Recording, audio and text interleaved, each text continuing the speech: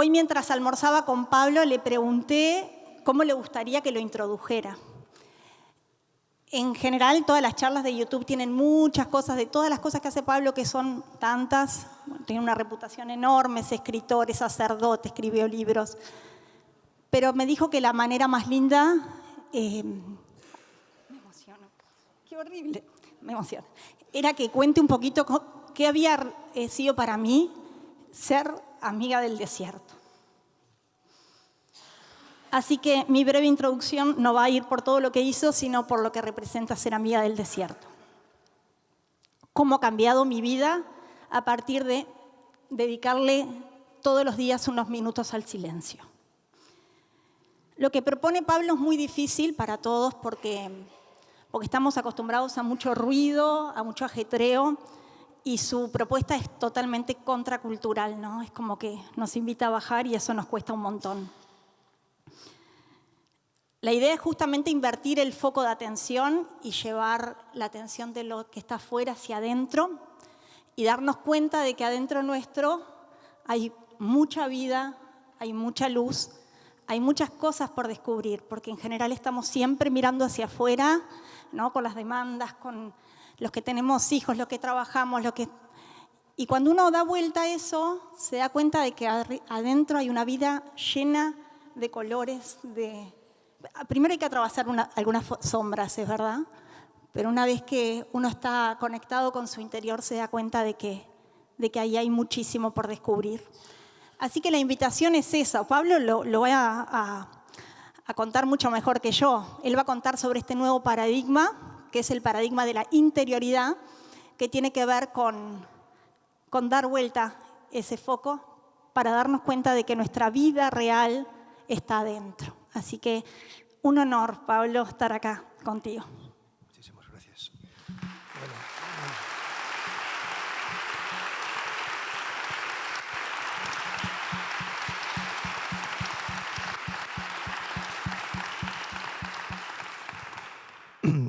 Buenas tardes, ¿qué tal estáis? ¿Bien? ¡Viva Montevideo! Bueno.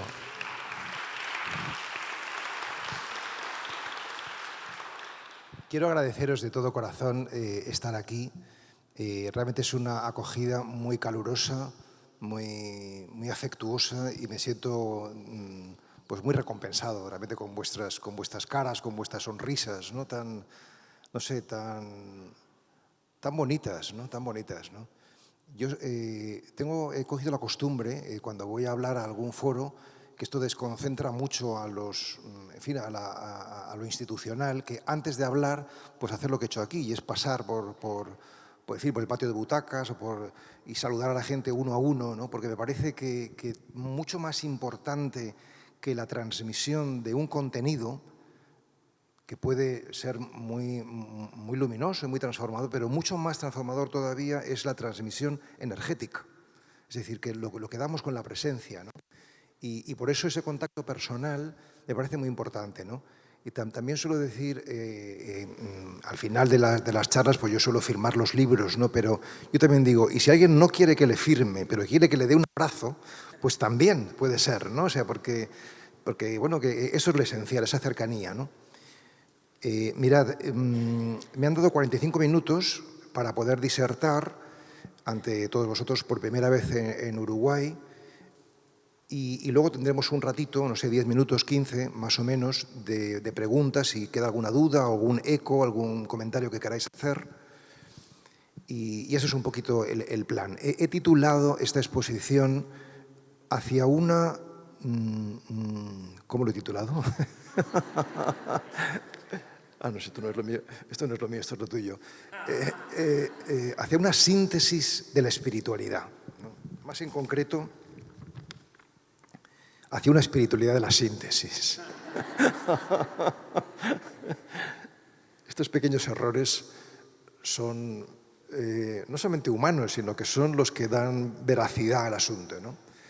Entonces me gustaría clarificar, pues, qué es esto de la espiritualidad, qué es esto de la síntesis, ¿no? Y cuál es la propuesta que, de alguna manera, de la cual me siento portavoz, que es lo que yo llamo la meditación integral. Seguramente si habéis escuchado alguna conferencia mía, pues he hablado de cosas parecidas, ¿no? Pero yo creo que siempre es bueno escucharlo de nuevo para refrescarlo e integrarlo, ¿no? Porque es una propuesta, como ha dicho Fede, cuyas palabras agradezco de corazón, porque además ella es la primera amiga del desierto de aquí, de este país, ¿no? Pues es una propuesta muy, muy sencilla y por tanto universal, al mismo tiempo que nos cuesta, porque tenemos algunas resistencias y bloqueos que hay que sortear, ¿no? Dicho esto, quiero deciros, pues, desde dónde me gustaría hablar, para que sepáis cuál es el trasfondo de este mensaje o de estas palabras, ¿no? Yo si tuviese que resumir mi vida en 3 palabras solamente, esas 3 palabras serían vocación, noche y maestro. Y son como las 3 grandes etapas de mi vida. O sea, yo tuve el privilegio, cuando tenía 20 años, por tanto hace 40 años, 41 años por ser exactos, de experimentar una vocación religiosa, una experiencia interior, mística, tumbativa, como la de San Pablo. O sea, hubo un antes y un después, ¿no? El día anterior yo no pensaba que iba a ser sacerdote, el día posterior sabía que ese era mi camino. Y eso ha sido lo más importante de mi vida, ¿no? Y con esto, ¿qué quiero decir? Quiero decir que es muy importante vivir la vida vocacionalmente, que no significa otra cosa que vivir desde la voz, vocación, voz interior. O sea, vivir la vida en clave de respuesta a lo que somos. O sea, la vida es la palabra y nosotros somos el salmo responsorial, la que responde, ¿no? Entonces, por tanto, todo lo que yo pueda aportar es una invitación a responder a nuestra conciencia, a nuestra voz interior, ¿no? Entonces, ojalá que todo esto sea una invitación a escucharnos a nosotros, ¿no? La segunda palabra es noche. Es decir, que no cuando tienes una vocación o una voz interior que te escuchas ya está todo resuelto, ni muchísimo menos, sino que a mí me ha tocado, como creo que a la mayoría de las personas, pues atravesar una noche oscura, es decir, dificultades, problemas, ¿no? No voy a entrar en detalle porque no viene al caso contar cuáles fueron mis dificultades, pero sí que puedo deciros que creo francamente que conozco el infierno. Es decir, creo francamente que he pasado por momentos de una profunda depresión, ¿no? Y por tanto, hablar de la luz o hablar de lo positivo tiene credibilidad en la medida en la que uno ha atravesado la noche. Porque la luz no es otra cosa que una sombra alumbrada. Por tanto, si alguno de vosotros, que seguro que sí, está en un momento difícil, alégrate, porque este es el preámbulo de algo maravilloso. Es decir, la luz empieza a abrirse cuando la noche es más oscura. Y por tanto, estar en la oscuridad es un presagio de que nos espera algo, si lo transitamos adecuadamente, extraordinario, ¿no? Hasta que llega el punto, que es el punto en el que yo estoy ahora, lo digo con toda modestia, pero con todo realismo, en que te pase lo que te pase, os lo digo de corazón, lo sientes una bendición. O sea, todo es una bendición. Todo es una bendición. Incluso los platos que nos parecen más difíciles de tragar. Pero, ciertamente, eso no se puede decir sin haber hecho el camino, porque entonces resulta insultante o resulta incomprensible, ¿no? Y la tercera palabra, me voy a sentar para tener un clima más así. La tercera palabra, luego me pongo en pie, no os preocupéis los de atrás, ¿eh? La tercera palabra es maestro. No, me tengo un poco que poner en pie. O sea, lo más grande que nos puede pasar en la vida es encontrar un maestro. Ya con esto me dan ganas de marcharme, de decir, ya está. Gracias por vuestra atención, esto es todo, ¿no? O sea, y lo segundo más grande, encontrar un gran amor, Porque un maestro nos hace nacer de nuevo, nacer a la vida con mayúscula, nacer a la conciencia. O sea, igual que no venimos a este mundo solos, sino que nos trae nuestro padre y nuestra madre, no entramos en el mundo del espíritu, en el mundo de la conciencia solos, sino que nos trae un maestro o una maestra. Entonces, tener el privilegio de encontrar, como yo tuve el privilegio a mis 50 años, después de 30 años de búsqueda, una persona realizada, una persona iluminada, pues es un privilegio incomparable, sencillamente porque ves que aquello a lo que tú aspiras, que no es otra cosa que aquello que tú eres, es posible. Porque lo ves. Y si esta persona ha podido, ¿por qué yo no? Entonces, para mí, igual que hubo un antes y un después de la vocación, el verdadero antes y después se produjo después de mi encuentro con Franz Jalics, a quien quiero mencionar, jesuita, húngaro, fallecido hace 3 años, y que me abrió a territorios pues, interiores desconocidos que ahora pues, intento compartir lo mejor que puedo y sé, ¿no? Y este es un poco el preámbulo, ¿no? Esta es mi vida y una invitación a vosotros para que penséis, oye, si yo tuviese que resumir mi vida en 3 palabras, ¿qué 3 palabras serían? Un buen ejercicio, ¿no? Bueno, entonces, entramos ya en la charla propiamente dicha, todo eso es introductorio, ya he consumido 7 minutos. Bueno, llegamos hasta donde lleguemos y si no llegamos, pues no pasa nada, no nos van a poner una falta, ¿no? Mirad, hacia una espiritualidad de la síntesis. Entonces, lo primero es, ¿qué es esto de espiritualidad? Porque seguramente si ustedes o vosotros estáis hoy aquí, creo o quiero creer que no es por ver a Pablo Dors, que no tiene un particular interés, os lo puedo asegurar. Si me conocéis más, veréis que no, la cosa no tiene tanto interés, ¿no? Pero en cambio sí que os convoca una sed espiritual, ¿no?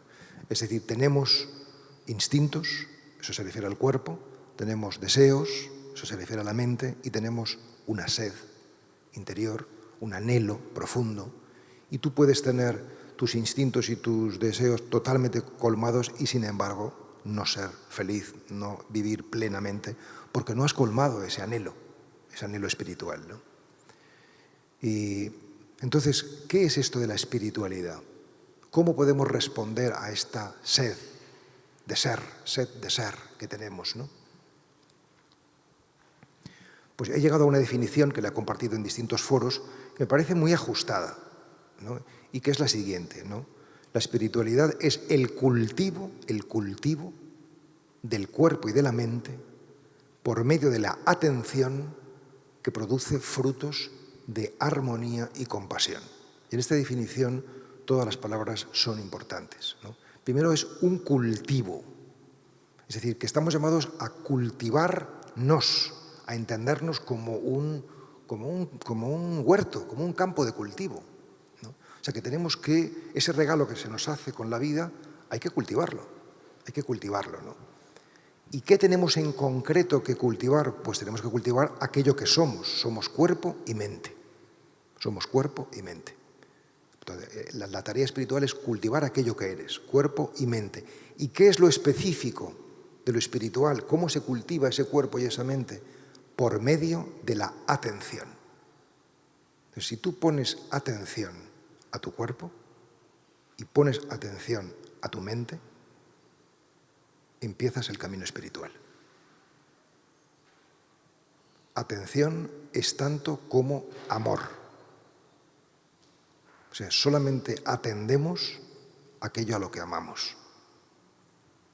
Y sabemos que amamos algo porque le prestamos atención. Entonces, si tú te atiendes a ti mismo amorosamente, empieza el camino espiritual. ¿Por qué? Vamos a decirlo en términos religiosos, porque estás haciendo lo mismo que hace Dios contigo. Dios te atiende, te mira amorosamente. O sea, y el asunto cambia, el asunto de la vida cambia cuando nos empezamos a mirar y eso es la meditación, ese es el trabajo espiritual, con amor. Mira tu cuerpo con amor, no con juicio, con condena. Mira tu mente con respeto, con cariño, con benevolencia, con ternura, no con juicio y con condena, con tristeza, con reproches, ¿no? Y esa mirada amorosa a nuestro cuerpo y a nuestra mente se puede entrenar. Es que a mí no me sale. Es que claro, estás en el primer curso, hay que entrenarse. Y realmente eso es todo. Eso es todo. O sea, aprende a mirarte amorosamente. Porque si tú pones amor en ti, necesariamente cosecharás amor. O sea, uno cosecha lo que siembra. Esto es muy duro decirlo, porque si uno cosecha cosas feas, pues tiene que pensar, pues qué mal lo he hecho, ¿no? Qué mal me he tratado a mí mismo. Es decir, que todo lo que nos sucede fuera es un reflejo, es una proyección de lo que tenemos dentro. Ese es el nuevo paradigma. Y que, por tanto, si hay una transformación interior, necesariamente el mundo exterior se conjura, porque el mundo exterior es un espejo de lo que tenemos dentro. Que no es cuestión de buena o mala suerte, es cuestión de amor, de cultivo amoroso. Sobre esto vamos a hablar. La conferencia va sobre esto, ¿no? ¿Y cómo sabemos que estamos haciendo el trabajo bien? Porque produce frutos de armonía con uno mismo y frutos de compasión hacia los demás. Si no produce armonía interior y compasión hacia el otro, no es un trabajo espiritual. Es una aristocracia interior, es otra cosa. Es decir, que realmente la mirada amorosa nos ordena por dentro. Y necesitamos orden interior. En el caos no estamos bien. Y en el orden nos sentimos bien. Yo cuando llego a una habitación de hotel o a un convento de monjas, como ahora estoy hospedado en un convento de unas religiosas, lo primero es ordenar mi habitación. Porque es que lo externo es un reflejo del interno y al revés. Entonces, el orden permite pensar, permite sentir, y eso va generando armonía, ¿no? y compasión, ¿no? O sea, lo que el camino espiritual te hace descubrir es que el otro eres tú. Que el otro es tu familia. Así que yo tengo, no sé, ¿cuántos hay? Gente de aquí, pues 200 hermanos, amigos, familia uruguaya, y no lo sabíamos. No lo sabíamos. Así que somos uno, ¿no? Somos una familia, ¿no? Esto no es una cosa simplemente bonita. Esto es una cosa profundamente real. O sea, estamos interconectados de una manera infinitamente más sutil y más profunda y más real de lo que imaginamos. Y por tanto, si te haces bien a ti mismo, eso redunda en beneficio de los otros, aunque no lo veas. Y si haces bien a los demás, redunda en beneficio tuyo, aunque no te des cuenta en primera instancia, ¿no? Bueno, esto por lo que se refiere a la espiritualidad y por lo que se refiere a la síntesis. Yo tengo ahora 61 años, nací en el 63, y creo que por primera vez en estos 60 años de vida me siento capacitado para ofrecer una síntesis. O sea, una síntesis es el resultado de mucho tiempo de análisis. O sea, el análisis es la multiplicidad, pero la síntesis es la simplicidad. O sea, esto que quiero transmitiros es sencillo. Si no es sencillo, no es universal. O sea, lo sencillo alimenta el alma y lo complicado alimenta la mente. Por tanto, si algo es muy complicado, es mental, tendrá su valor, pero no alimenta el alma, sino que amuebla la cabeza, que es otra cosa, interesante también, pero no es lo que necesitamos profundamente, ¿no? Y entonces es un ejercicio de síntesis, ¿no? Yo siempre recuerdo, lo he dicho muchas veces, ¿no?, que una sentencia de Confucio que decía que a los 50 años dice él, comprendí los decretos de la vida y a los 60 empecé a practicarlos. O sea, para mí esto es literal. O sea, que llevo muy poco tiempo de práctica. Realmente, ¿no? Porque he tardado 50 años en empezar a comprender. Quiere decir esto que la evolución, el proceso de subir nivel de conciencia es lento, somos lentos. Somos lentos, ¿no? Algunos pues, no lo consiguen nunca, ¿no? Y otros pues, vamos ahí pues, como podemos, ¿no? Pero lo importante es que podemos subir de nivel de conciencia. Es decir, tener una comprensión de la vida, de nosotros mismos, de los demás, del misterio de Dios, cada vez más cabal y, por tanto, más liberadora. Más liberadora, ¿no? Y, bueno, y ahora intentaré también resumir mucho qué entiendo por meditación integral. Primero meditación y luego integral. Y luego ya, esto sería como una parte un poco de justificación de la charla, y luego ya os enunciaré las 4 tesis que me gustaría que quedaran claras y ya con eso, pues, quedáis despachados, ¿no?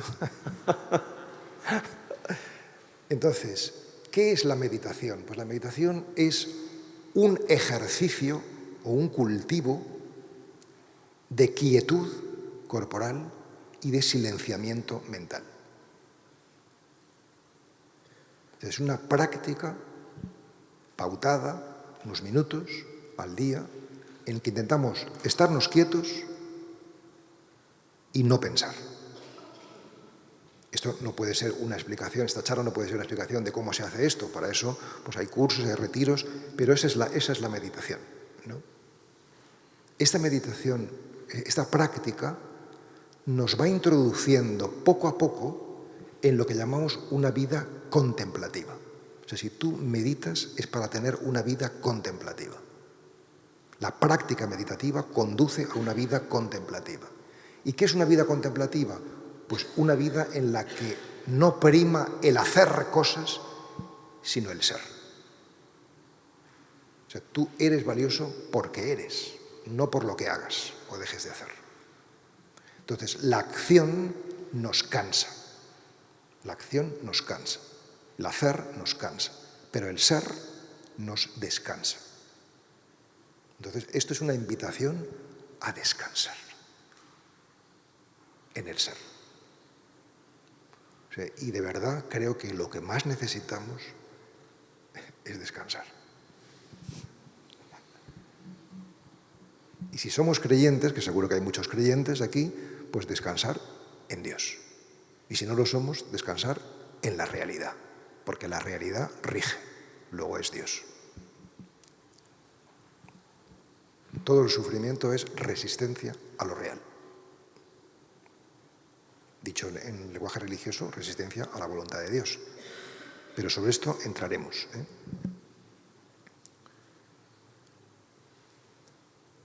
¿Y qué es integral? ¿Por qué?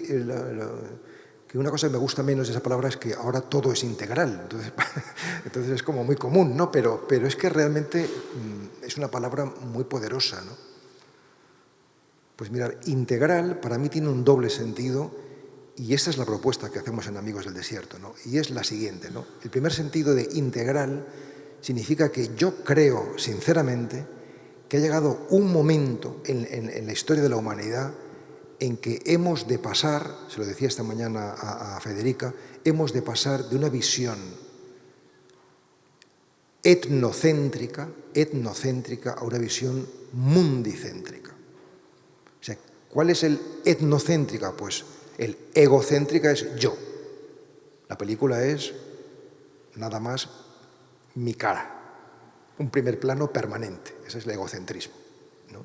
Y el etnocéntrico, que es el nivel de conciencia en el que se mueve la mayoría de la humanidad, ¿no? Es yo y los míos, yo y mi familia, yo y mi iglesia, yo y mi religión, yo y mi país, pero los otros. O sea, en la medida en la que carecemos de nivel de conciencia, empezamos a incluir cada vez más a más gente, a más personas, con independencia de que no sean de nuestra sangre, de nuestro país, de nuestra religión. Entonces, yo creo que ha llegado el momento de tener en la tradición a la que la mayoría de nosotros pertenecemos, que es la cristiana, una perspectiva de verdadera integración de toda la sabiduría que ha generado en tantos milenios la humanidad. Esto no significa que vamos a perder lo propio, o sea, la propuesta es desde cada uno, desde su tradición, por tanto, la mayoría de nosotros, desde la tradición, nosotros en Occidente al menos, desde la tradición cristiana de Cristo, integrar todas las fuentes de conocimiento y de sabiduría de la humanidad. ¿Esto qué significa? Sencillamente que todo lo que sea verdad, belleza y bien, venga de donde venga, nos interesa. Todo lo que sea verdad, belleza y bien, venga de donde venga, nos interesa. Lo necesitamos. Y por tanto habrá que hacer un ejercicio de integración que no es espontáneo, que hay que trabajarlo. Y cuando lo hacemos bien, la propia tradición, en mi caso la cristiana, se enriquece. Y uno se da cuenta de su enorme poder y de su extraordinaria belleza. En cambio, cerrarse por temor nos empobrece y nos agosta. Por tanto, el criterio de la espiritualidad de una persona espiritual es la profunda apertura, no indiscriminada, sino apertura con criterio. ¿Y cuál es el criterio? La propia tradición, el lugar donde el destino, Dios, ha querido que nacieras y que te desarrollaras. Entonces, es imposible una espiritualidad excluyente, es contradictorio. O sea, la persona realmente espiritual es por naturaleza inclusiva. O sea, ¿os imagináis a Jesús de Nazaret en una asamblea como esta diciendo, tú no, porque eres muy pecador, tú estás divorciado, fuera de esta sala, tú... O sea, su criterio era acoger a todos tal cual vienen. Yo sé que esto es una bomba, pero ¿qué le vamos a hacer si el Evangelio es una bomba? No es culpa mía. Entonces, integral en este primer sentido de acoger y elaborar, buscar la síntesis, no el sincretismo, de estas sabidurías con la propia tradición. E integral también en el sentido de que el trabajo espiritual debe ser completo, es decir, debe incluir lo corporal, lo emocional, lo cognitivo y lo espiritual. No podemos trabajar solamente lo mental y no trabajar lo corporal o así. Es decir, necesitamos hacer un trabajo con el cuerpo, con la mente, con las emociones y con el alma, ¿no? Y dicho esto, ahora sí puedo enunciar las 4 tesis, ¿no? Aquí me pongo ya detrás de este armatoste. Qué bien me lo estoy pasando, la verdad. Es que me lo paso muy bien porque tengo mucha fe en todo esto, ¿no? Mirad, la primera tesis, bueno, quizás habría un punto de partida que de alguna manera ya ha quedado enunciado y es el nuevo paradigma de la realidad. Es decir, la nueva manera de ver el mundo. ¿Cuál es esa nueva manera de ver el mundo que está emergiendo? Es que os siento muy lejos. Esa nueva manera de ver el mundo es la interioridad. ¿Esto qué significa? Significa que hasta ahora pensábamos que los problemas estaban fuera y que teníamos que resolverlos. Y ahora nos estamos dando cuenta que los problemas están dentro y que solamente si los trabajamos dentro tendrán un fundamento sólido de solución fuera. Es decir, yo puedo trabajar diplomáticamente o solidariamente por las guerras que hay en el mundo, pero si sigue habiendo guerra en el propio corazón, las guerras en el exterior se seguirán reproduciendo. Es decir, que el único fundamento sólido para que haya paz en el mundo es que haya paz en el corazón. Esto no significa que se acabaron el trabajo diplomático, se acabaron los trabajos de solidaridad. Sí, habrá que hacerlo, pero el trabajo esencial es dentro. Y si no hacemos eso, todo lo demás no tendrá fundamento. Tenemos toda la historia que lo está demostrando.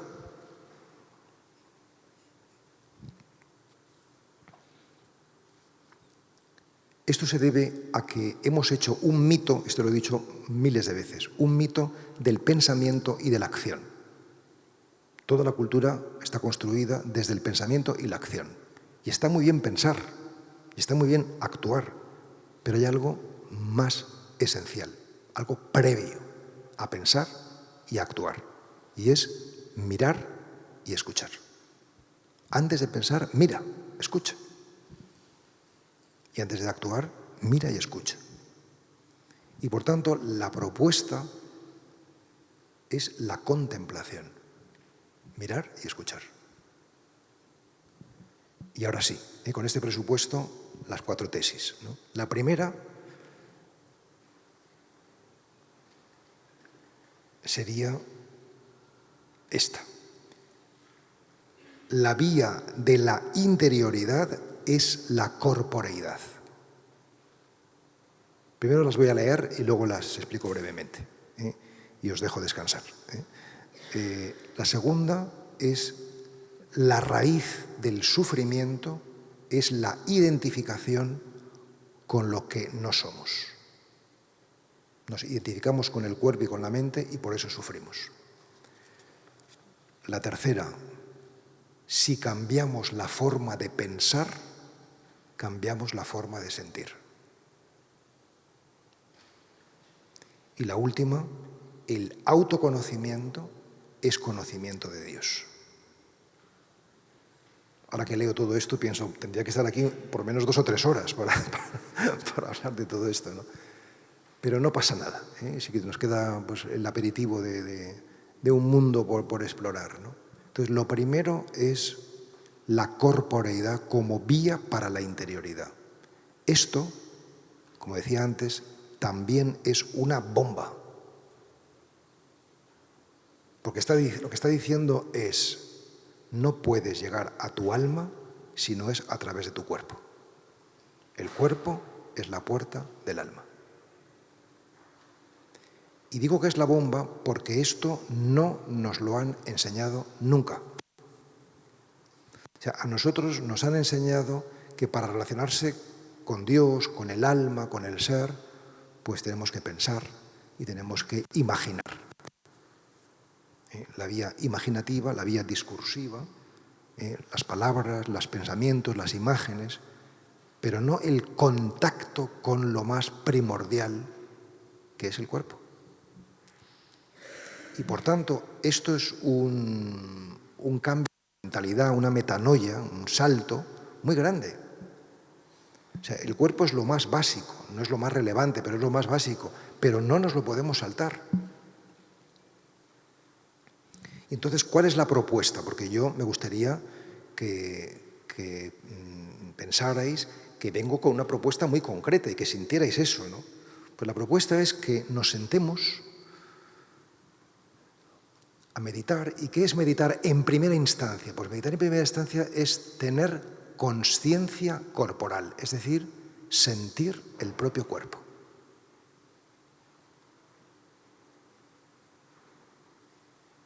Esto es fácil de decir, pero cuando hacemos esto, la mayoría de nosotros lo primero que descubrimos es que cuando estamos quietos nos sentimos muy inquietos. Porque no tenemos nada de autodominio corporal. Somos víctimas de nuestro cuerpo. Estamos con una zozobra interior que no nos resistimos, no nos soportamos a nosotros mismos. Entonces, esto es un entrenamiento. O sea, a mí me gusta la metáfora que se me ocurrió el otro día en una charla de igual que la misma actitud que tú tienes cuando vas a darte un paseo por el campo o por la montaña, tú cuando vas a dar un paseo por el campo o la montaña no vas a aprovechar el tiempo, a ver si aprovecho el tiempo, saco rendimiento de este paseo, no, sino que vas a disfrutar de los árboles, del cielo, de las nubes, del camino, de las rocas, ¿no? Vas a percibir. No quieres comprender la montaña, quieres disfrutar de la montaña. Pues mi consejo es sentémonos a tomar conciencia del cuerpo como quien da un paseo mental por su propio cuerpo. Fijaros qué bonito esto, ¿no? O sea, voy a darme un paseo por mis vísceras, ¿no?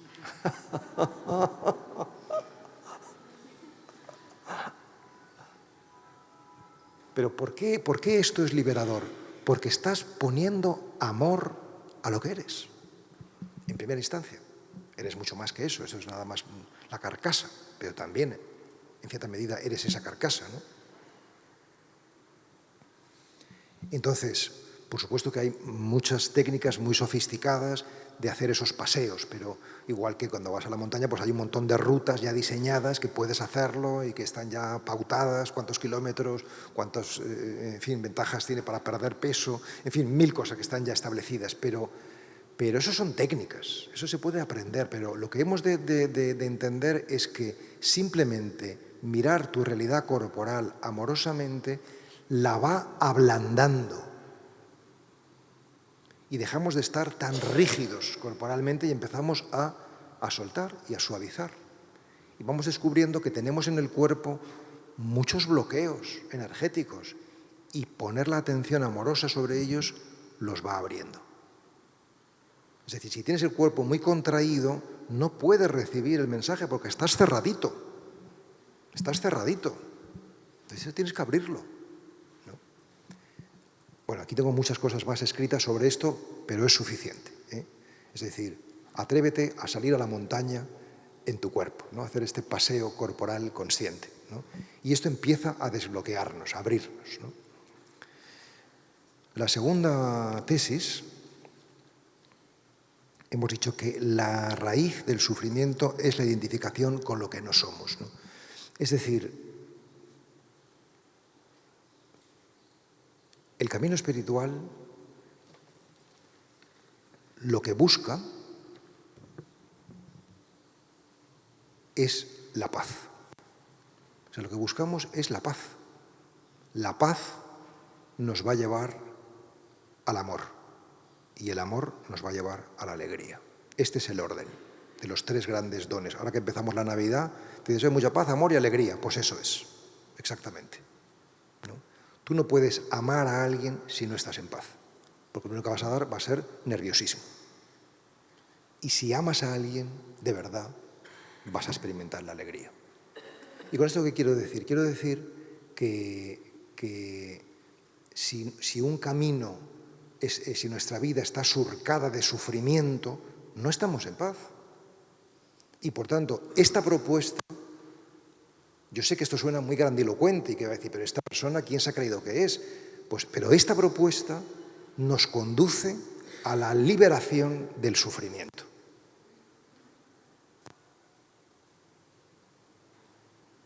Vosotros podéis creerlo o no, pero yo os aseguro que yo hoy sufro muchísimo menos que hace 10 años, o que hace 5, o que hace 2. Es decir, que la paz, el camino espiritual se verifica en que te liberas del sufrimiento. Entonces, todo esto que estoy diciendo es o va dirigido a quienes estáis ya cansados de sufrir. Si todavía queréis sufrir un poco más, ¿no? Pues entonces olvidaros de todo esto. Pero si ya decís, bueno, yo ya tengo 60 años, tengo 50 años, tengo 47 años, tengo 82 años, yo creo que ya mi ración de sufrimiento es suficiente. Ya tengo que aprender, ¿no?, cómo estar en paz. O sea, lo que nos hace seguir sufriendo, fundamentalmente, es pensar que no es posible dejar de sufrir. Pero si tú crees que es posible dejar de sufrir, te posibilitas para empezar a dejar de sufrir. Sencillamente porque sentimos conforme pensamos. Sentimos conforme pensamos, ¿no? Entonces, ¿cómo podemos? O sea, aquí está diciendo que, esta tesis está diciendo que sufrimos porque pensamos que somos el cuerpo y somos la mente. Y claro que tenemos un cuerpo y tenemos una mente, pero nuestro yo profundo, nuestra alma, por decirlo en lenguaje cristiano, ese es el centro operativo.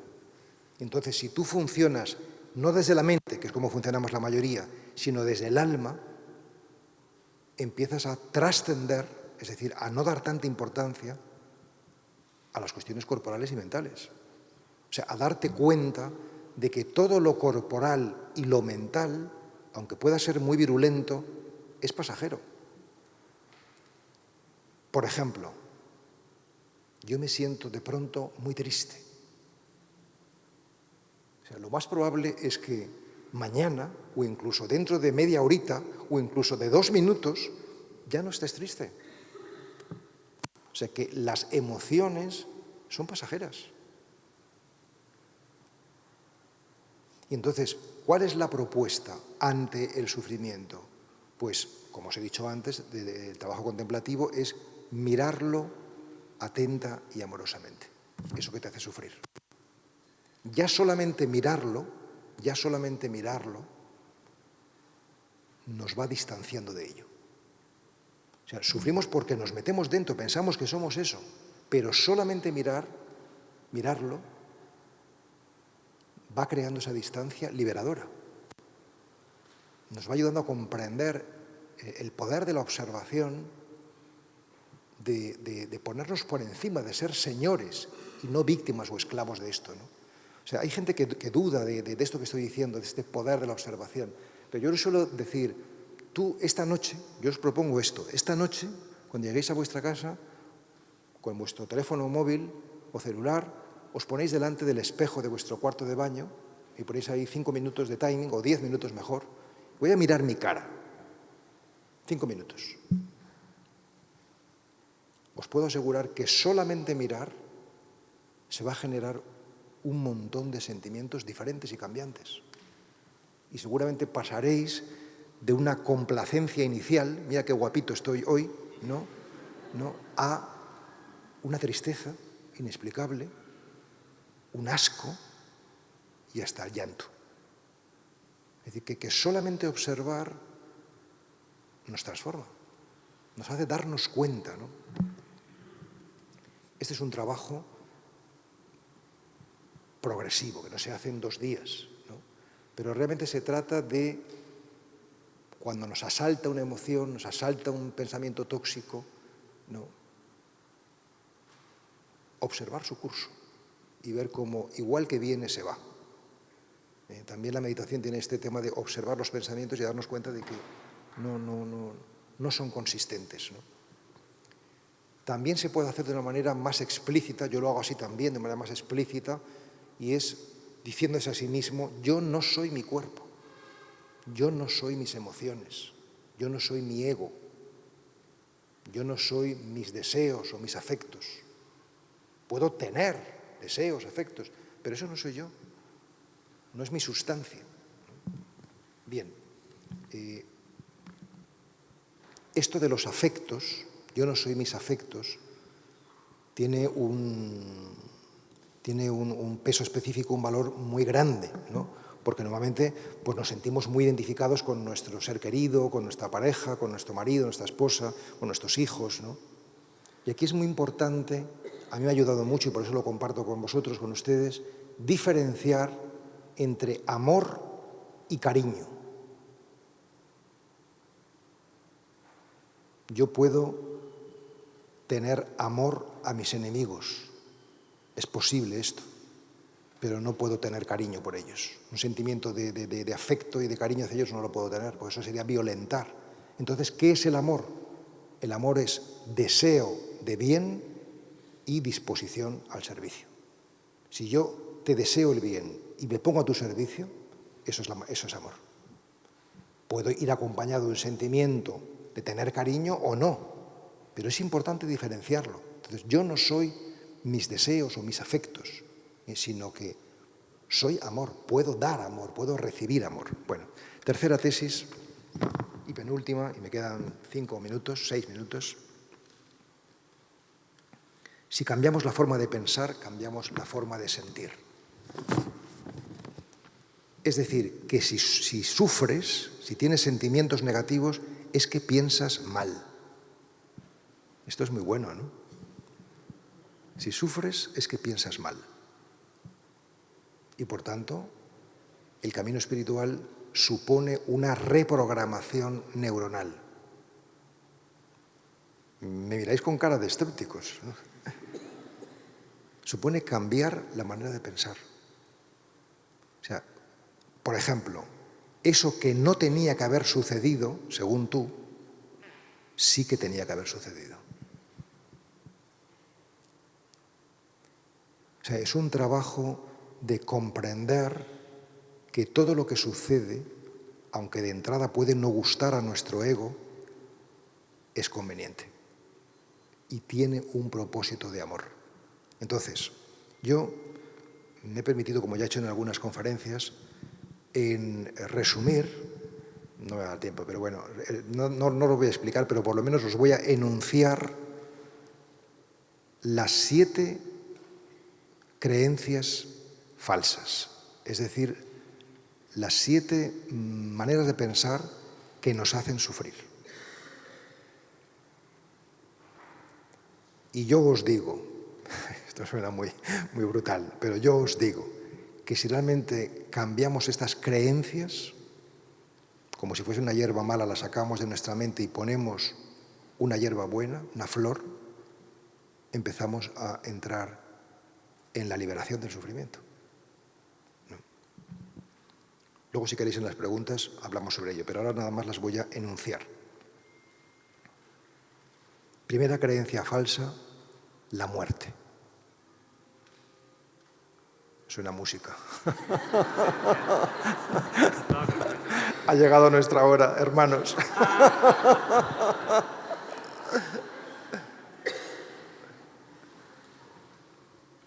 No nos vamos a morir. Muere lo que no somos. Lo que somos permanece. Entonces, pensar que vamos a morir nos hace sufrir. Pero pensar, saber que somos eternos, porque somos hijos de Dios, nos hace estar en paz. Entonces, no basta comprenderlo, esto tiene uno que integrar todos los días. La vida es inmortal. Mi vida es inmortal.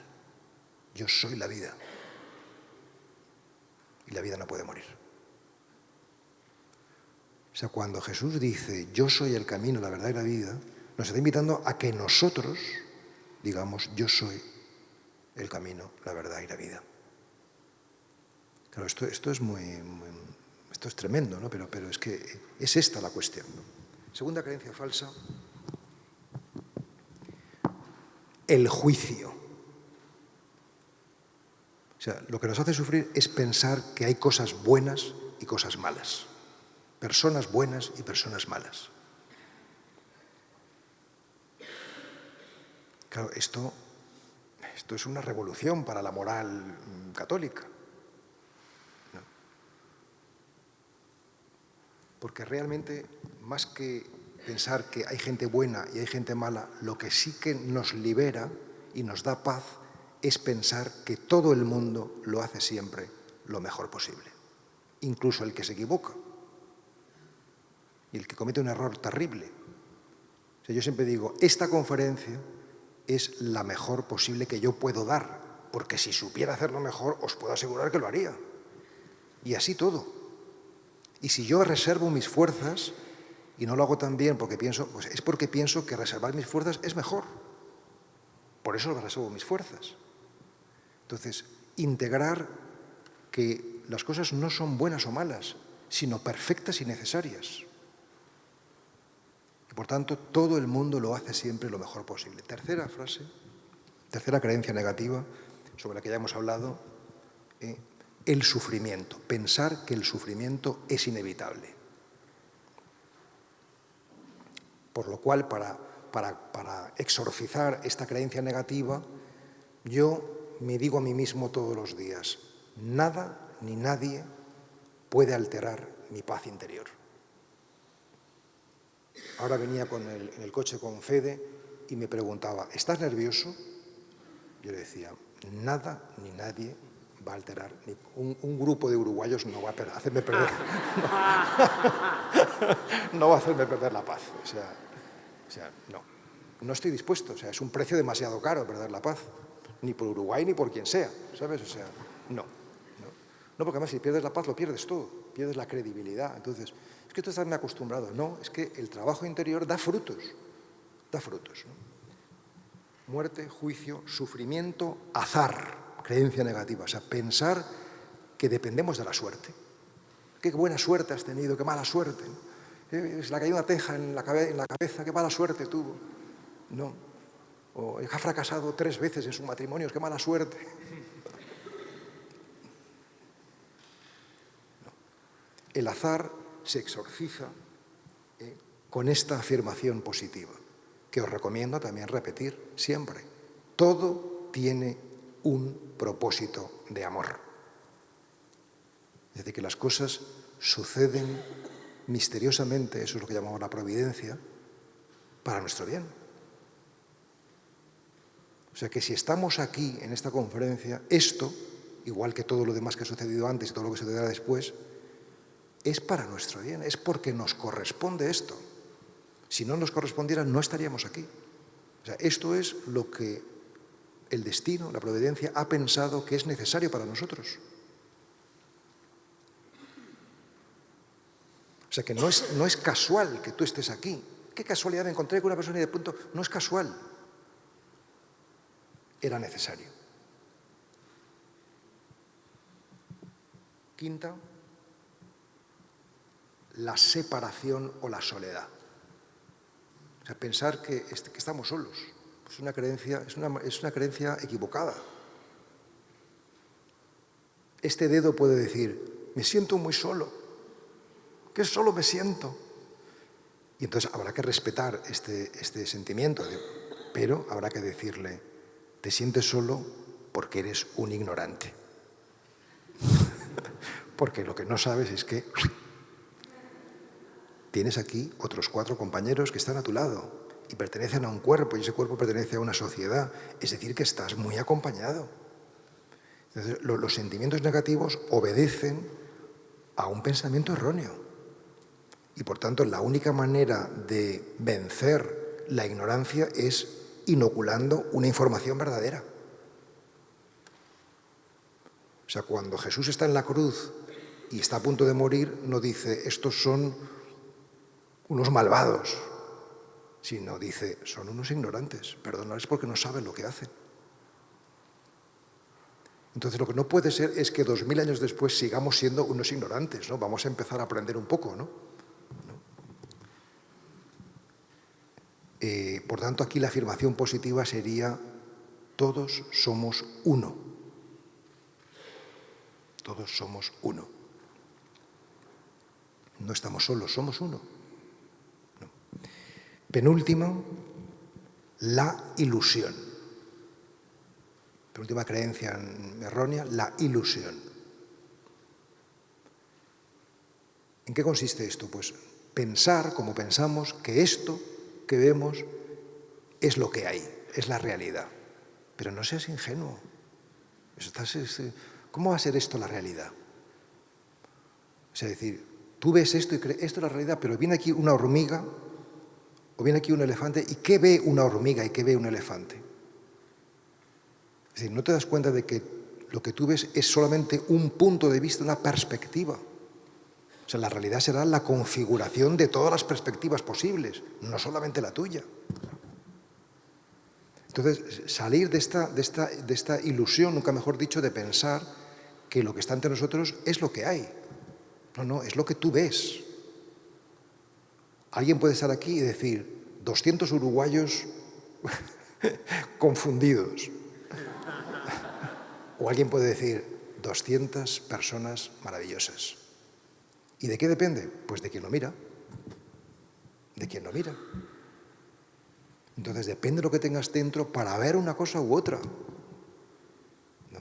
Entonces, esta creencia negativa, la ilusión, se exorciza, se vence con esta sentencia. La verdad nos hace libres, que es del Evangelio. O sea, la verdad nos hace libres. O sea, se trata de experimentar esto. O sea, si tú experimentas que vas con la verdad por delante y la verdad nunca puede disociarse del amor, experimentarás libertad. Y si experimentas libertad, entonces es una gran fiesta. Te sientes muy bien. Sencillamente porque eres quien estás llamado a ser.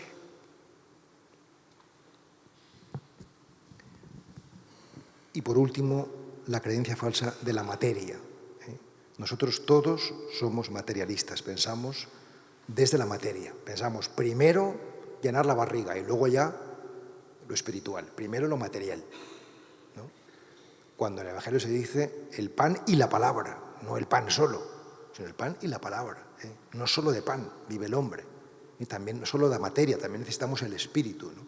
Sin el espíritu, la materia pues pierde su sentido, o sea, nos convertimos en caricaturas de quienes somos, ¿no?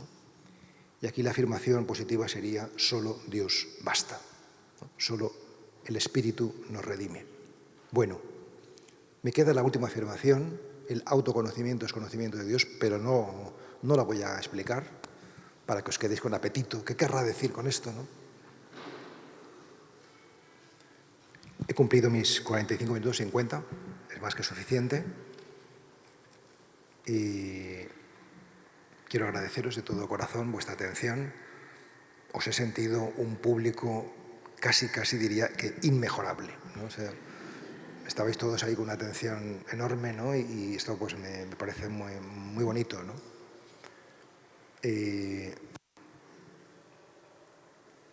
Voy a concluir con un cuento que lo he contado en algunas ocasiones y que me parece precioso sobre el camino espiritual, y es que se encuentra el pequeño pez con el pez sabio y anciano. ¿Conocéis la historia? No. Entonces el pequeño pez le pregunta al pez anciano y sabio: ¿dónde está el océano? ¿Dónde está el océano? Y el pez sabio le dice: pues el océano es esto, donde estamos aquí. Y dice el pequeño pez: ¿esto? Pues si esto no es más que agua. Y se fue a buscar a otra parte.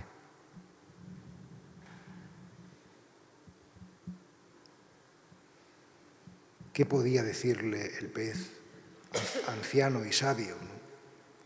El sol caía sobre la superficie del agua produciendo resplandores maravillosos, ¿no? A 2 metros escasos había miles de pececillos de todos los colores, maravillosos también. La temperatura estaba... el agua estaba a temperatura perfecta, y aquel pececillo pues se fue a buscar a otra parte cuando ahí tenía todo eso. Conclusión que saca Anthony de Melo, uno de los grandísimos maestros espirituales cristianos de nuestro siglo.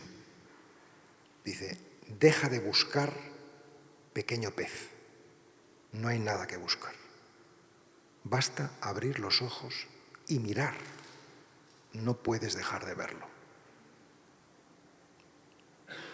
En España, cuando yo cuento esta historia, lo digo a nuestro modo, que no sé si será el de Uruguay, no creo, no, pero es así.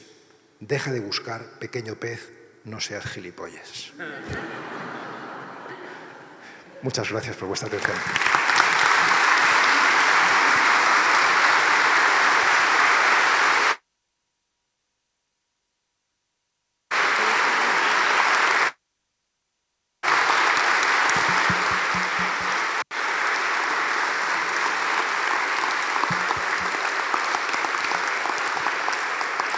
Si alguien tiene ganas de preguntar, ahí va.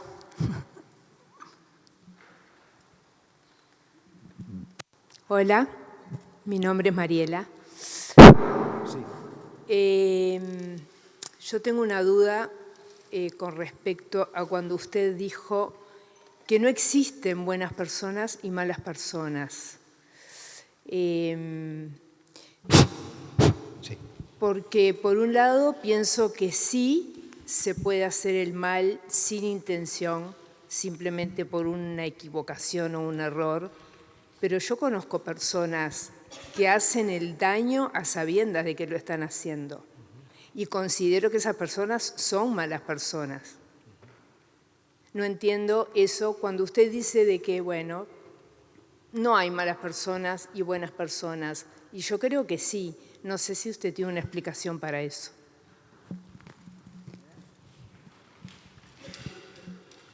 Tengo una explicación, pero no sé si te va a satisfacer, ¿no?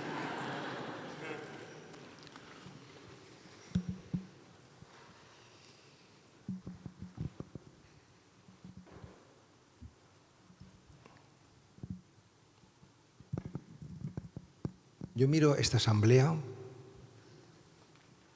y digo, yo tengo la sensación de que, salvo quizás 2 o 3 un poco retorcidos que están por ahí al fondo, pues todo el mundo es una buena persona, ¿no?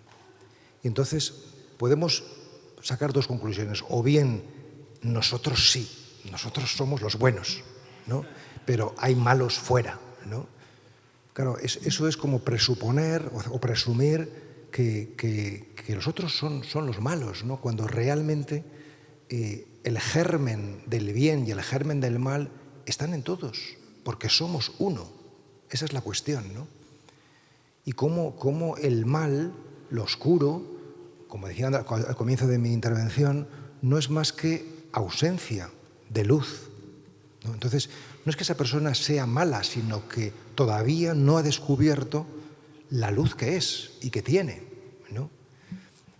A mí me ayuda mucho, por eso digo, no sé si a ti o a usted le servirá esto, o sea, darme cuenta de todos los errores que yo mismo he cometido en mi vida, muchos, ¿no? Quizá demasiados, ¿no? O quizás exactamente los necesarios, porque claro, uno no aprende si no es a través de los errores, ¿no? Entonces, el darme cuenta de mis propios errores me hace tener una actitud de profunda indulgencia y profunda comprensión con los errores ajenos, por mucho que me parezca que los hacen queriendo. Pero si los hacen queriendo es porque su comprensión en ese momento no llega para más. Igual que nuestra comprensión, cuando cometimos nuestros errores, tampoco llegaba para más, porque si no, no los habríamos cometido, ¿no? Es decir, que el haber atravesado la sombra, si la has atravesado de verdad, te hace tener una mirada de indulgencia y profunda comprensión con los errores ajenos, ¿no? O sea, como hace Jesús de Nazaret en el Evangelio, ¿quién te ha condenado? Yo tampoco te condeno. Vete y no peques más. Es decir, vete, aprende la lección y procura pues, cometer menos errores, ¿no? Vivir más en la luz, ¿no? Es decir, que quizás la enseñanza de Jesús menos aplicada y menos entendida es no juzguéis. No juzguéis, ¿no? ¿Y eso cómo se hace? Pues se hace entrenándose en la aceptación. O sea, lo que necesita el delincuente no es castigo, sino que necesita es comprensión. Luego habrá que ver eso cómo se traduce, esa comprensión, ¿no? Pero solamente el delincuente va a dejar de delinquir si tú le das comprensión, es decir, amor. En definitiva, la comprensión es amor, ¿no? Y eso sí que le va a dar el dinamismo para dejar de vivir en la oscuridad, ¿no? Pero claro que hay personas que viven más en la oscuridad que otras, pero eso no se debe a que sean malas, sino se debe a que todavía no han aprendido o no hemos aprendido, si somos nosotros, lo suficiente, ¿no? Sí, ahí tenéis. Un querido amigo, Julio De Caro, decía, Dani, agradecer nos ubica, y así que vamos a ubicarnos, así que gracias, Pablo. La pregunta es cortita. En un titular, el autoconocimiento es conocimiento de Dios. En un titular.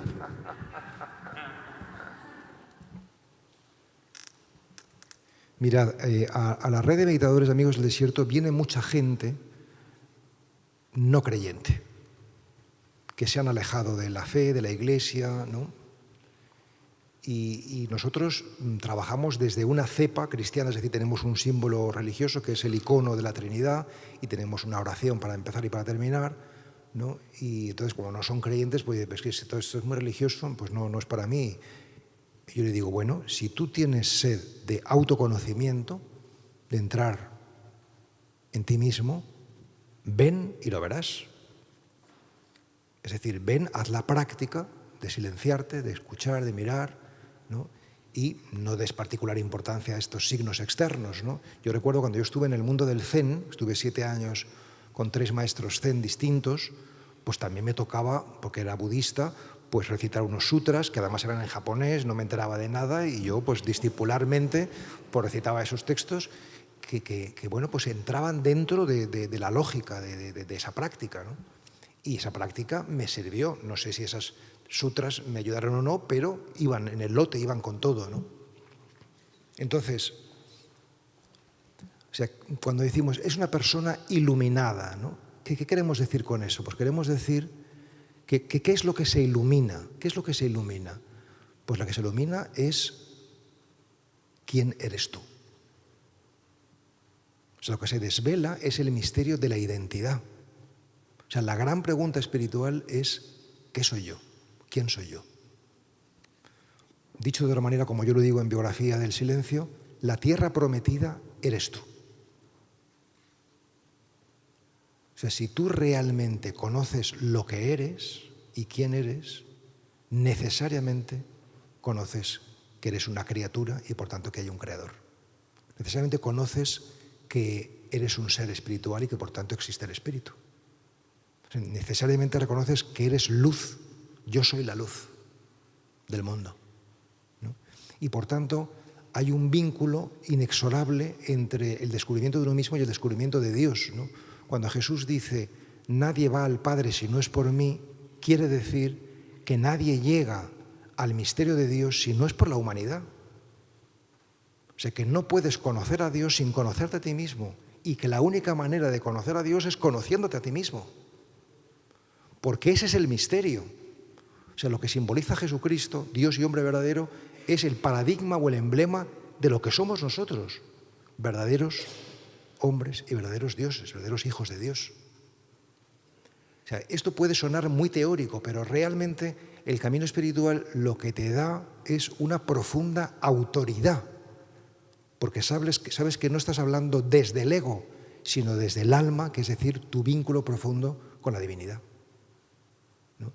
Y por eso los grandes iluminados sencillamente no tienen miedo, sino que hablan como Jesús de Nazaret, como con gran autoridad. Pero esta persona, ¿por qué habla así?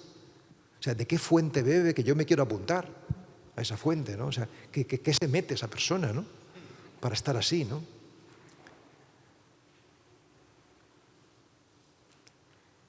Yo una práctica que sigo también, dentro de todas las prácticas meditativas, es la que propone Ramana Maharshi, grandísimo iluminado de la tradición hindú, que es la pregunta ¿quién soy yo?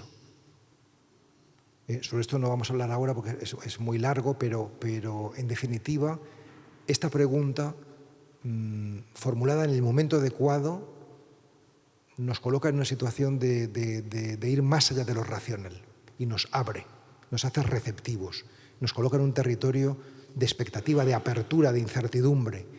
Y ese territorio de expectativa, apertura e incertidumbre es enormemente fecundo espiritualmente.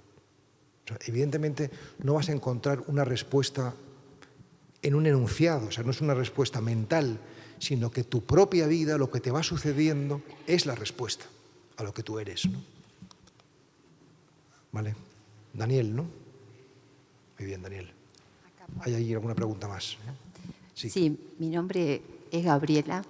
Primero agradecerte profundamente porque sí pasé por la noche oscura y viendo videos tuyos de YouTube pude salir, y ahora me parece también muy significativo y una bendición porque en una cartelera que tengo en mi cuarto tengo colgado todo tiene un propósito de amor. Entonces eso fue lo que me ayudó a levantarme y seguir.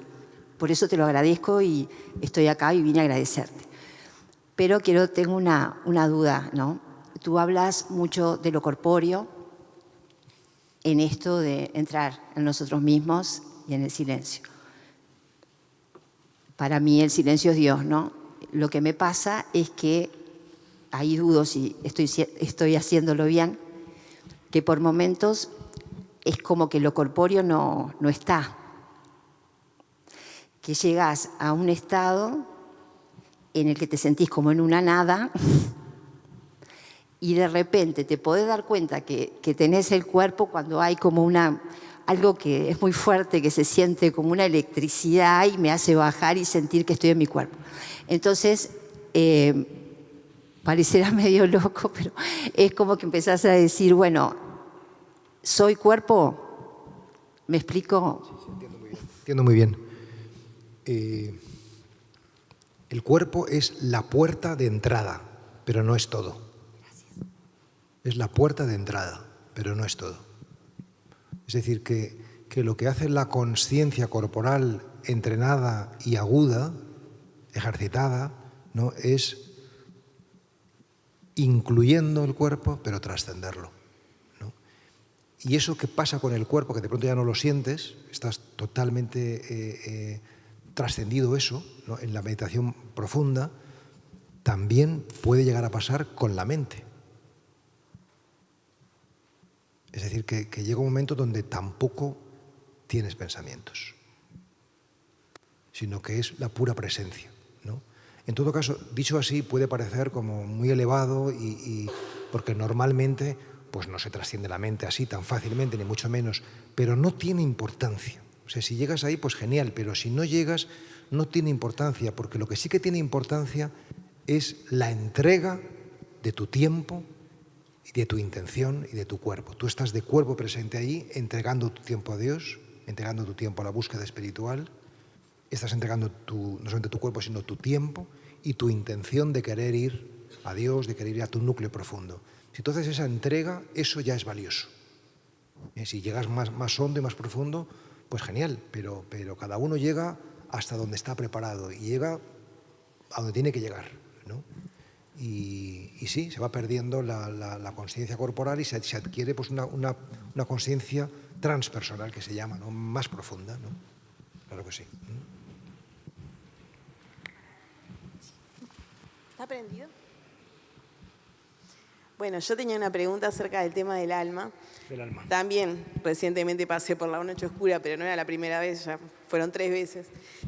Y yo le preguntaba a Dios, ¿no? ¿Por qué otra vez? ¿Qué tengo que aprender? ¿Qué me falta aprender? Y bueno, llegué a un libro que encontré en internet que se llama El poder del alma. Y leí algo que me gustó mucho, y quiero saber qué opinás, que dice que nosotros, antes de elegir un cuerpo, elegimos todo lo que vamos a vivir. Nuestros padres, todo, si vamos a elegir estar enfermos, porque todos necesitamos aprender distintas cosas y cada una de esas cosas que aprendemos, como decís tú, nos sube un poquito más de nivel. Bueno, la iluminación no tanto, ¿no? Pero se supone que es una lección que aprendemos y que si sufrimos, como dijiste, que me encantó, es porque viene la luz y la luz llegó y es maravilloso, porque cuando llegás a ese lugar decís, wow, y la aceptación de decir, pasó porque tenía que pasar, y es genial, porque es liberador, porque no nos está diciendo, ay, pero siempre a mí, ¿y por qué el otro no le viene depresión y a mí sí? Pero después de eso salís con una fortaleza que es impresionante, y entonces quería preguntarte qué opinabas de eso.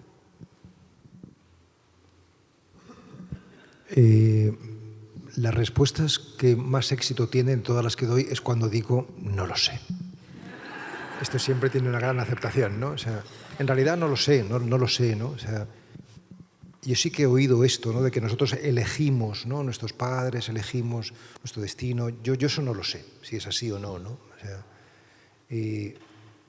pero sí que sé que el camino espiritual es un camino donde dejas de responsabilizar a los otros y ese dedo que apunta a los demás, los políticos, la iglesia, las monjas del colegio en el que estudié, ese dedo que apunta a los demás, uno lo retuerce y se lo apunta a sí mismo, ¿no? Es decir, que realmente no crecemos espiritualmente sin autorresponsabilizarnos de todos los sentimientos internos, ¿no? Esto sí que lo sé, ¿no? Y en ese sentido hay un relato del mundo budista que me resulta muy evocador, muy iluminador es la palabra, y que también he contado en algunas ocasiones, ¿no? Y es que cuando la vida nos da una bofetada, una noche oscura, recibimos un flechazo, una flecha que nos hace sangrar, ¿no?, si realmente en lugar de intentar racionalmente explicarte por qué te ha tocado esa flecha, o en lugar de simplemente intentar quitártela, actuar, si actuamos contemplativamente mirando la herida, pues se aprende que el arquero, es decir, aquel que ha disparado la flecha, eres tú. Es decir, que las cosas difíciles que nos tocan atravesar no son casuales, ni son los demás, sino que de alguna manera tienen que ver con algo profundo tuyo. O sea, esto es una cosa que en el camino, así dicho, puede parecer pues una hipótesis bastante terrible, ¿no? Pero en el camino tú vas viendo eso, o sea, que tú eres el que te has hecho daño a ti mismo, ¿no? Sin darte cuenta, quizás porque lo necesitaba tu alma, ¿no? Para crecer, ¿no? Y si sigues aguzando la mirada contemplativa, lo que descubres, que yo creo que es lo máximo, es que realmente no hay herida, que realmente no hay sangre, que realmente no hay noche. ¿Por qué digo esto? ¿No? Porque realmente no hay mirada amorosa que no disuelva cualquier noche, cualquier oscuridad. Disuelva quiere decir que en el fondo no tiene consistencia, ¿no? Por eso es importante el camino espiritual, ¿no? Que no niega el camino terapéutico, pero lo incluye y lo trasciende, ¿no? A mí me gusta decirlo, pues de esta manera, que voy a decirlo ahora, que es muy poética, pero muy expresiva, y es: las nubes pasan, pero el cielo permanece. Es decir, lo oscuro, lo difícil, no es para siempre, pero en cambio lo luminoso es para siempre, permanece, ¿no? Entonces el camino espiritual es para darse cuenta de esto, encarnar esto, ¿no? Y por tanto no dejarnos arrastrar por lo sombrío, venga disfrazado como venga disfrazado, ¿no? Sabiendo que es pasajero. Bueno, yo diría, no sé, una o dos preguntas más para no cansar, ¿no? Porque yo creo que no por mí, yo estoy encantado, pero nunca conviene ser pesado, ¿no? Conviene ser un poco más ligero, ¿no? Pablo, buenas noches, gracias. Mi nombre es Lucía Inserra y solamente una palabra, como vos decís. Yo hace 25 años, a los 40 años, pasé por un cáncer de mama y supe en vivencia que la esperanza era otra cosa de lo que creía. ¿Qué es la esperanza para vos?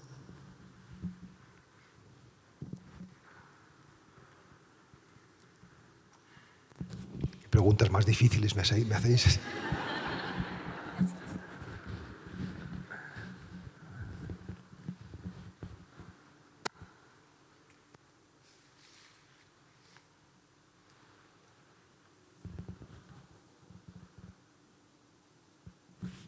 Este silencio quizás es lo más bonito de todo lo que hemos vivido esta tarde, ¿no? Porque es un silencio preñado de esperanza. Estamos esperando algo luminoso. Entonces, quizás este silencio es la mejor respuesta a esta pregunta, ¿no? O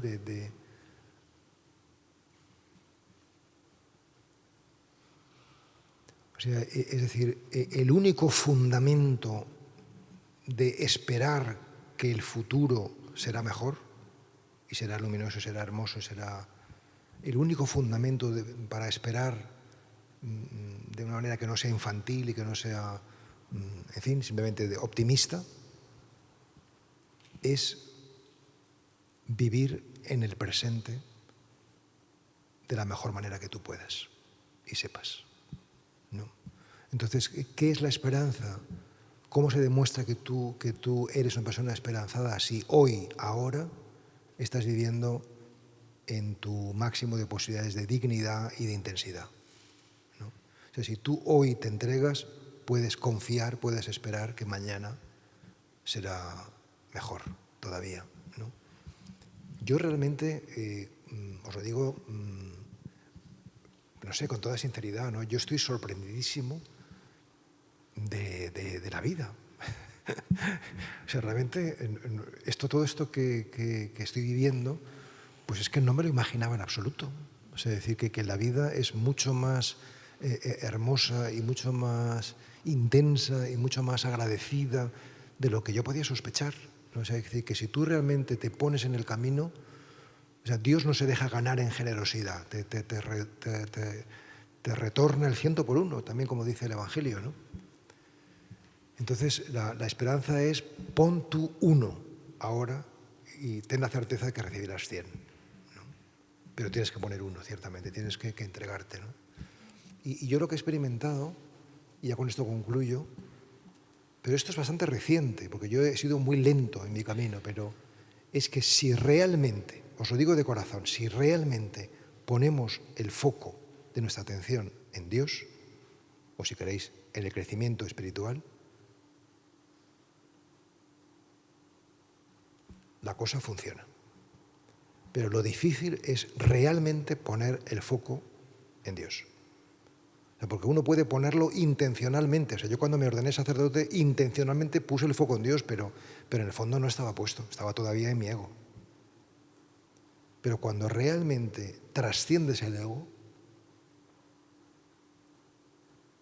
o sea, ¿qué significa trascender el ego? Pues yo lo decía esta mañana en un programa de radio que me han llamado, ¿no? Entonces yo decía,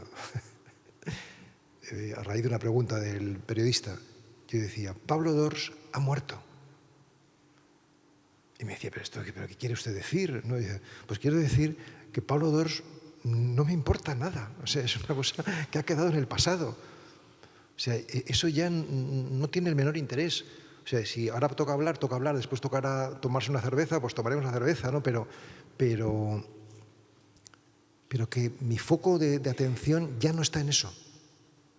O sea, no me importa si ustedes piensan que soy un loco o que soy... Pensad lo que queráis, es vuestro problema. No, Pablo de Oroso ya no existe aquí, no existe, no está. No le interesa, ¿no?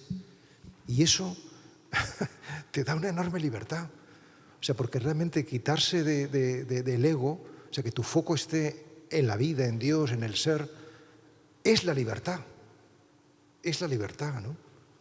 Y por supuesto que tenemos que seguir tenemos que seguir funcionando, ¿no? Pero ya el foco está puesto en otro lado, ¿no? Y creo que si yo he podido llegar a un punto de gran liberación, por supuesto que me sigue quedando pues, lo que me tenga que quedar, pero pues pienso, ¿y por qué este señor o esta señora no? Pues por supuesto que sí. No me veo hecho de una pasta diferente a nadie, ¿no? Así que nada, ahí va mi respuesta, ¿no? Pablo, Bueno. hacemos una última pregunta. Sí. Acá hay una. Última, después de Pablo Dors ha muerto. Hola Pablo, mi nombre es Carlos. De nuevo te agradezco te reitero el agradecimiento cuando me firmaste el libro. Gracias por estar. Cortito. En la tradición budista se habla que una cosa es el dolor como inevitable en la vida y otra cosa diferente es el sufrimiento. Incluso se hace la imagen de las dos flechas, ¿no? La primera es el dolor real y la segunda es la lucubración. Y qué sé yo. Cuando tú hablas de disminución del sufrimiento, ¿también afecta disminución del dolor? Esto es muy bonita pregunta, o sea, porque realmente el camino espiritual, el camino interior, se verifica. Esto hay que tomarlo no como un absoluto, sino como algo que hay que ir entrando poco a poco, ¿no? Pero se verifica en salud, precisamente porque somos íntegros, es decir, que cuando haces un camino espiritual no es que estás bien solamente de alma, sino que también corporalmente tienes más salud, más energía, ¿no? Se verifica en economía, tienes abundancia, no tienes que preocuparte tanto de los bienes materiales, ¿no? Sino que te llegan realmente. Se verifica en adaptación al medio, allá donde estés, estás bien, no tienes dificultad, no tienes que estar siempre con las condiciones, ¿no? Y se verifica en relaciones personales o interpersonales saneadas, es decir, no tienes conflictos. No tienes conflictos, ¿no? Los tendrán otros contigo, pero tú no. Yo tengo hay mucha gente que tiene conflicto conmigo, o sea, que les caigo muy mal y dicen cosas terribles de mí y tal, o sea, tienen un problema conmigo, pero yo no, a mí me parecen estupendos, o sea, no les dedico mi atención ni mi energía, eso sí, ¿no? O sea, entonces, evidentemente el camino se verifica en el cuerpo, ¿no? A mí esta diferenciación budista del dolor y el sufrimiento me convence bastante.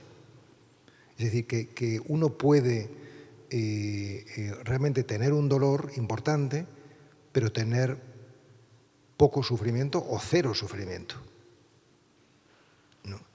Es decir, que puedes mirar tu dolor de otra manera. O sea, no neuróticamente, sino pacíficamente, ¿no? Bueno, con toda modestia yo puedo decir que yo, por ejemplo, yo tengo la próstata mal y me levanto por la noche pues, a orinar, ¿no? Como tantos hombres de mi edad, ¿no? O sea, hace unos años a mí me fastidiaba mucho despertarme a las 4 de la mañana para tener que ir al baño, ¿no? ¿Qué cosas tengo que contar en la conferencia? Esto lo conté hace no sé, unos meses en una charla y me escribió una monja a mi correo electrónico para decirme: me ha encantado lo que ha contado del pipí que hace usted por las noches.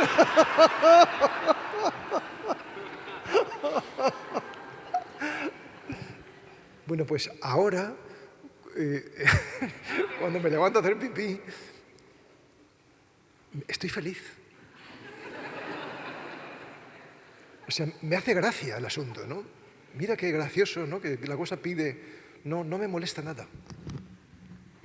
Evidentemente es un problema, ¿no? O sea, que en fin, tengo que tratarme, estoy en el médico y tal, pero no me molesta. Ya he dejado de sufrir por ese asunto, ¿no?